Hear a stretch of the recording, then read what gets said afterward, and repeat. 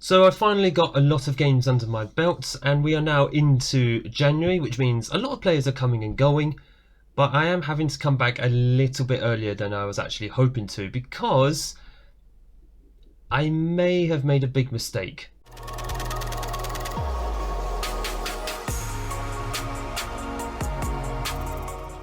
Hello and welcome back to my FM24 Early Access Save, episode 4 with Everton. My name is Craig, and coming up on today's episode we have just the one match this time, which is going to be at home against Burnley in the FA Cup 4th round, but that's because we've got quite a bit of transfer news that we do need to go through.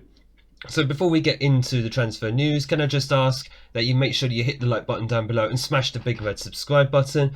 All the support on this series and the channel as a whole has been noticed and is gratefully appreciated. Thank you all so much for continuing to support the channel and for continuing to support FM24 as we head for the official release date on the 6th of November.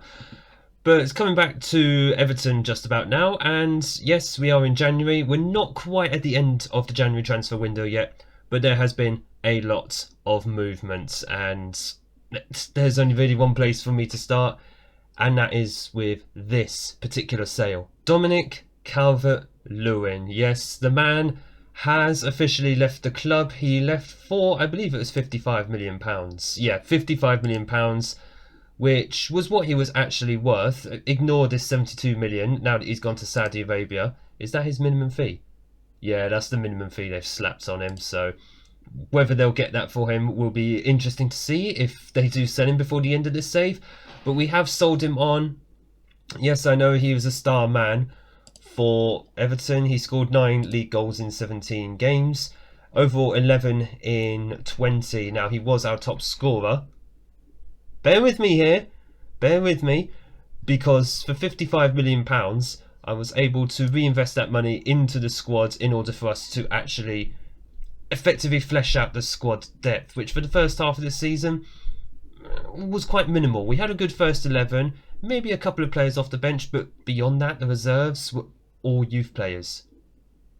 What was I going to do with that for an entire season? Yeah, I could develop them, but this is only a 2-season save. If this was a road to glory, fine, whatever. That's exactly what I would have done, and I would have kept Calvert-Lewin. But right now, I'm kind of up against the clock, which is why we've sold on Dominic Calvert-Lewin, and we have sold on a few other players as well. Ashley Young has gone.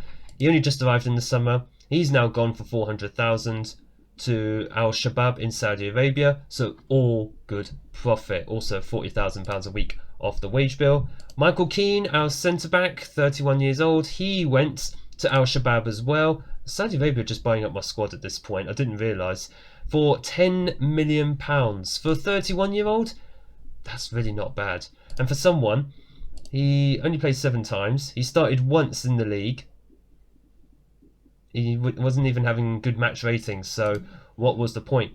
We also sold on one of our youngsters, Charlie Whittaker, 20-year-old. He went to Norwich. He's sitting in the under-21s, says it all, for 600,000. So overall, we made about £66 million from selling 4 players. Not bad. So the question is, who did we actually bring in to replace them? Well, we can start with a freebie. Jose Campana, 30-year-old Spanish central midfielder. We were lacking in central midfielders for a while. We did need to get at least one more in, just to flesh out the squad depth in midfield. 3-star current ability, no more in potential. We got him in on a free after he left Levante at the end of last season. And he's worth how much? Oh, not bad. So if we sell him on in the summer, we could make a good 20 million out of him potentially. Assuming anyone pays that price. He's only played 1 game for us. Yeah, a 6.6. There's a reason for that. He has played a cup match as well, not much better, but he has been getting some match fitness back, which he's now got, but he's tired, so we won't be seeing him in today's match, sadly. Also, we managed to bring in another left back to replace Ashley Young as our backup. Sergio Gomez, on loan from Manchester City, 3-star current ability, 3.5-star potential. He can play left back, left wing back, and left wing, and right wing as well, actually. Although he's, well, I suppose he could cut in from the right wing, but otherwise he'll just play for us down the left-hand side. Only one game played so far. Ignore the match rating. There's again a reason for that. He's played a few games for Man City this season so far. To get him on loan for the rest of the season isn't too bad. It gives a bit of competition for Mykolenko, who is unhappy at not being allowed to join Arsenal. Listen, I need the man for the rest of the season, okay? Trying to flesh out this squad, not get rid of more. We've also brought in a striker to replace Calvert-Lewin. 28-year-old Argentinian striker Giovanni Simeone. 3.5-star current ability, no more in potential. We signed him from Lazio. They only signed him permanently. Sorry, did I just say Lazio? Oh my god, no, I meant Napoli. I'm so sorry. I forgot who Parthenope are. It's Napoli. We bought him from Napoli, who only just bought him in the summer. And we got him at a cut price, which is not too bad. I mean, he hasn't scored for Napoli or us so far this season, but he does score goals elsewhere. I mean, he scored for Napoli last season. Hellas Verona, Cagliari, Fiorentina, Genoa, and then, of course, back in Argentina before he made the move to Europe. So we'll see exactly how he does. He's a good Premier League player. I mean, he'll probably be behind Beto. Maybe. Actually, it depends. If whoever starts to score out of the two of those up front, we will be using. And then our final two are going to be names that you may be quite familiar with. First up, Pierre Kalulu. 23-year-old French centre-back from AC Milan. 3.5-star current ability. Obviously nothing more. I keep forgetting. He's actually got 4-star potential. I keep forgetting this man is 23 years old. I keep thinking he's like late 20s. This is a good buy for Everton. This is the sort of defender who would actually improve centre-back, even in real life. Coming in from AC Milan, he didn't make many appearances for them this season, but he was a regular starter previously. I mean, for £36 million we bought him for as well. A lot of profit for AC Milan, but he could improve significantly, which is exactly what we want at Everton. Players who will only get better. Mentally, he's going to get better anyway, because they get better as a player ages. So not too bad. Physically very good as well. He's over 6 foot tall, just about. He's also very good on the ball. He can dribble. He's got a decent first touch, and he can just about pass. Well, actually, he's decent at passing. I'll give him that. I'd probably rather him pass the ball than Michael Keane. That's who he's the replacement for. And for a little bit of indulging here, if you will, Angel Correa, 28-year-old Argentinian, sounds familiar.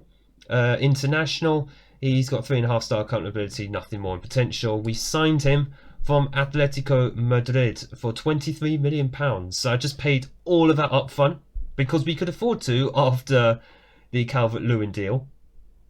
Absolutely fantastic, with change to spare as well. He's a good Premier League player in his prime years, consistent, enjoys big matches, and is professional. Physically, decent, except jumping reach. Obviously, he's less than 6 feet tall. What's that? 5'6", 5'7"? Someone help me out with what that is. But he's got the flair. He's got the off-the-ball movement. He's got the dribbling. He will play very, very well for us on the right-hand side of our attacking wings. Very, very happy to bring him in. Unfortunately, he is already injured, as is Kalulu, actually. So both of them won't be featuring in today's game. Neither will Campana. So the only ones who you're likely to see are Simeone and Gomez, which is a bit of a shame, but we are going to be coming back very, very soon for another episode, especially if recent form continues, because we had a very good time since the Liverpool match in October. We managed to get through the horrendous run of games against Manchester United, Arsenal and Newcastle with some points. Very nice. We then had a good time, barring the odd defeat here and there, obviously to Manchester City, because Haaland is a machine that you just cannot stop. We've been picking up some victories, picking up some good points in the Premier League, and then it all just came crashing down from like the end of December. We lost to Liverpool at Goodison Park. We got thrashed by Aston Villa at Villa Park, and then narrowly beaten by Arsenal, which is no shame technically. I know we were playing at home, but it's Arsenal. I think they're in the top 2 of the Premier League. We have Manchester United coming up after this game against Burnley, but I'm not expecting much from that. So at the moment, aside from the fact we are sitting 9th in the league, 32 points after 22 games. Not bad. I feel that's a position that Everton fans in real life would probably snap your hands off for right about now. So we're looking decent in the Premier League at the moment, but we just do need to turn the form around, and I don't know if that's going to be happening against Manchester United. I'm probably looking at Bournemouth and Sheffield United and thinking we might need to do it there. So probably some point in February, I don't know where, we might come back for the next episode. But for today, I thought, you know what, let's just focus on transfers and the FA Cup. I would like to get a little cup run under our belts, and we are currently into the 4th round. So once I just make sure my opposition instructions are sorted for the moment. This is the 11 that we're going to be sending out for the home game against Burnley, who are currently bottom of the Premier League, I think. Yeah, rock bottom of the Premier League. 1 win in 22. We kind of need to win this one. Pickford is in goal. A back four of Mikolenko, Branthwaite, Tarkowski and Patterson. Mikolenko, I did say, was unhappy. He's also suspended in the Premier League because he got himself sent off for straight red. With a straight red against Liverpool. So he's missing the game against Manchester United, so he'll start here. Onana is in the base in the midfield. Doucouré and Garner ahead of him in the midfield. Doucouré's back from African Cup of Nations duty. McNeil on the left wing. Danjuma on the right wing. Vardy is leading the line as our top scorer this season with 7 goals. I think Idrissa Gueye is still away at African Cup of Nations duty, so not much in the way of depth on the bench except for Dewsbury Hall, who is back from a broken ankle, and also Campana, but he is absolutely shattered. Did I just say carry on your performance from the last game? That was the Arsenal match. I don't know what I'm doing when I'm talking on camera. It says it all, doesn't it? I'm not even paying attention to what's actually happening on the screen. Right, come on Everton. Let's see if we can grab ourselves a win today, make ourselves feel better after our recent form, and hopefully, well done Danjuma, plays the ball over. Oh, Brownhill did nearly get that, but we just about kept hold of it. Doucouré into Mikolenko. Onana. Garner. He has hit them from there. Danjuma, but that was an awful, awful effort. Danjuma has been playing on the left wing so far this season. I don't know why I just didn't start him there instead of McNeil. McNeil prefers to play left wing, but quite frankly, you know what? I'm just going to swap them back. If anything, McNeil normally starts as a substitute, but he is starting today. He will be playing on the right wing because Jack Harrison is injured again. He should be back in time for... I don't think he's going to be back for Manchester United, but maybe for Bournemouth, which is going to be after February. If there's any more players that we bring in during the transfer window, especially around deadline day, stinging effort from Danjuma there. If there's any more players who come in January, then I will let you know who they are or who's gone out, if any, in the next episode. But for now, I can't imagine there'll be any more players that I actually want to bring in at the moment. We do still have money in the bank. I didn't show the finances. I think we've still got about 11-12 million pounds, which is decent. We could still bring in maybe 1 or 2 players, but I might just have to sort out the wage situation because we might just be over, and Danjuma has just given us the lead. The referee is running away, so that means no VAR check needed. And Danjuma just sparing Vardy's blushes there because I'm not going to miss the fact that Vardy hit the post from point blank range. Patterson doing very well down the right hand side, puts in a delicious ball into the middle. Vardy's very unlucky. Keeper was in front of him, I'll allow him. But Danjuma finishes it off and it is 1-0. By the looks of the XG as well, 2.46 in this first half alone. We have deserved it. Why are the players frustrated? Unless they're still frustrated at the fact that I sold Calvert-Lewin, that wouldn't affect the match. Well, it would affect the match, but that probably wouldn't affect their body language in the match. So yeah, 6 players actually came to me after we sold Calvert-Lewin and said, we're not happy that you sold him, including Pickford. He's definitely one of those. McNeil as well is another one.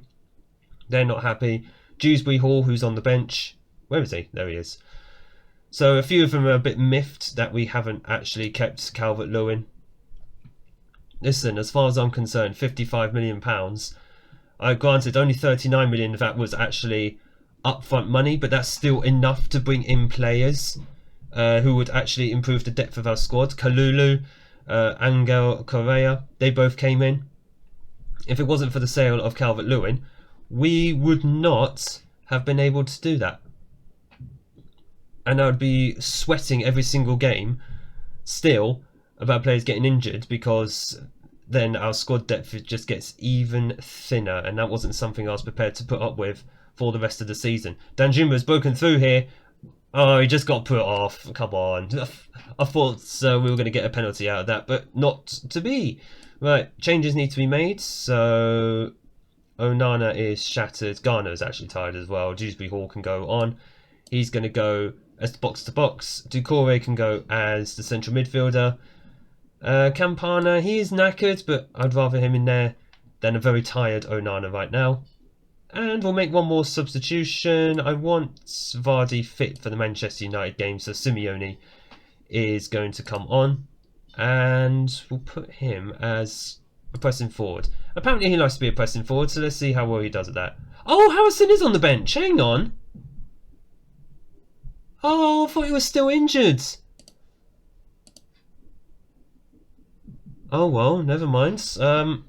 Carry on, if you will. Coleman, actually I want him on for Patterson, so because I want Patterson to be available for the Manchester United game. No such worries about Mikalenko because he's suspended anyway. So let's see if we can see out this match. Danjuma doing well to win the ball back there. McNeil raised the pass through to Doucouré. Nothing going, so just play it back to Godfrey. That's absolutely fine. Just playing it back. Coleman. Just taking our time a little bit. Dewsbury Hall. JG Campana. Oh, that's awesome. What's the G? I need to find that out. That must be his middle name. But I know, obviously, J is Jose. Simeone. Doucouré. Would like to see Simeone get his first goal for the club. And there is Simeone. Oh, right on cue. He does get his first goal. The guy isn't even 6 feet tall, but he leaps like a salmon in the air. And Simeone has his first goal for the club. I'm so relieved he's got that off. That goal going so soon. That will take a weight off his shoulders, hopefully. And that is exactly what we needed. 2-0 Everton. Simeone with his first goal. Fantastic stuff. We just have a few minutes left here, and just doing all the normal game management stuff, as you will. No point destroying the players' fitness. We do have Manchester United in a few days. I'll let you know how that goes in the next episode, as we still have a highlight here. Godfrey into Campana. It's just a case at the moment of getting the squad working together. Simeone not doing well with the ball there. Oh, Danjuma is just on it on this left wing. He's so much better out there. Doucouré seals the deal. 3-0. A fizzing shot into the bottom corner. No chance for the goalkeeper. And that's our passage into the 5th round of the FA Cup secured. I will more than likely come back for the 5th round of the FA Cup. Of course, I will come back sooner if the form doesn't turn around. But hopefully, this result will spearhead a turnaround in the league. Because God knows we need it. Whether it comes against Manchester United or after Manchester United's, time will tell. Oh my God, can you not give away potential penalties or free kicks? Thank you very much. And that was very stupid by by us in the midfield there. Thankfully, Benson doesn't know how to finish, which is fine by me. Good victory though, 3-0, commanding win against the bottom side in the Premier League. And now we need to go do the same thing against Manchester United. I'll let you know how that goes in the next episode, of course. We are going to be back. Hopefully it will be for the 5th round of the FA Cup. Give us that prize money as well. Which I think, yeah, it's at the end of February. So hopefully it'll come back for Fulham and whoever we get in the 5th round, which will be a nice surprise for you. If you have enjoyed this episode, make sure you hit the like button down below and smash the big red subscribe button and turn on notifications so you don't miss the upcoming episodes for the FM24 early access save here at Everton. Thank you all so much for watching. Thank you all for your support on the series and the channel so far. And I look forward to seeing you all in the next episode.